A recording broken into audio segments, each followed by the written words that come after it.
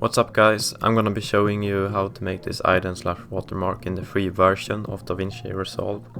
I'll walk you through every step on how I made this and how you can replicate it in Davinci. Begin with opening a fusion clip by hitting Shift spacebar and searching for a fusion composition. Make it about 5 seconds long and right click open in fusion page. Okay. I begin with making a background node, turn the alpha to 0, make a merge node, put it in like this, and let's begin by making the B-spline, which will be the curved line. Make it like this and put it into a background node like this, make the background node whatever color you want. Put that into the foreground of the merge like this, into the green input. Change the B-spline in not a solid. Increase the border width a little bit. And then when you make something like this, you can see that you get the line. Now put the erode dilate node. I like making multiple of these, since that can make the line a little bit thicker in the curved parts and a little bit thinner here. Now put your glow of choice on that, and it's looking something like this. Now you have your line. Now to animate this, we're going to use the position and length. So start at around frame 10, put the length to 0, make it something like this. And at around frame 60, let's keyframe again, and make the position like this. And I also like making it so the line starts coming in slow, then goes faster, and then goes out slow. To do this, you go into this spline, make both the length and position into a shape like this. Now it should be looking a bit more smooth like this. Now I'd start making the made by text. Put in another merge and a text plus node. There we go. Write made by. Use a font of your choice. Gonna go with this one. Make it a bit smaller like that. Now we're going to put this on a path, which you do by clicking here in the inspector, layout and path, like this, and then you can make the path, just make it follow the line, something like this, and make these curved. And now let's make the text be at the path where we want, which you can change here, so around here something. Also I like to increase the tracking a bit, something like this. Now right click here, add a character level styling, click on the modifiers tab, and we're gonna need to do it like this actually, and put it where we want to again, like that. Go back to the character level styling and hold over all these, increase the offset a bit to make the text be right above like this, and then you want to go one by one and rotate the letters to make them straight like this. There we go. And now you're gonna go back to the text node and you're gonna wanna click insert follower, go to the follower. Now we want the text to basically come in around here, so we're gonna keyframe size 0 here. Around 4 or 5 frames later, probably say maybe even 3 frames, keyframe it up to 1, and also go to shading, softness. Here you might want the softness at just a little bit to make it a bit blurry, which I think looks good, actually over here. And here let's make it about 5, which means it will look blurry when it comes in like this. Then you want to increase the delay a little bit, and look at that,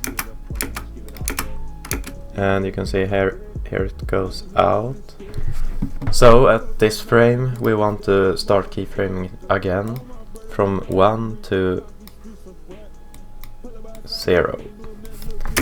Now we got something like this, which actually works fine. And let's do the same here with the softness. Let's increase this to 5, and here also 5. There we go. And now we've already made 2 parts of the 3. Also add a glow node to the text. Now we're going to make the third part. Now I have a font called Magazine Letter, which you can download on dafont.com. Write your name like this, did like that. Now you can change between big letters, small letters, and look what you like the most, something like this. Now add a character level styling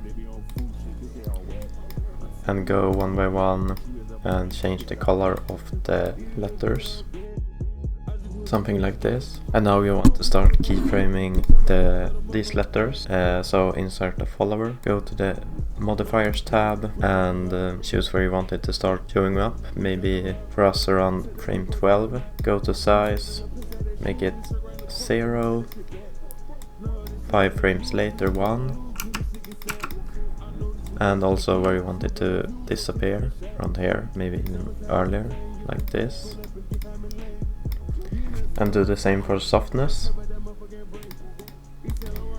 It should go from 5 to 0 here, and here from 0 to 5. Now we got something like this. Also I like a bit of rotation, something like 20 to 0, and then here 0 to -20, something like this. And let's make a delay at around 1.5 or even higher, 2.5, and it looks a little bit choppy.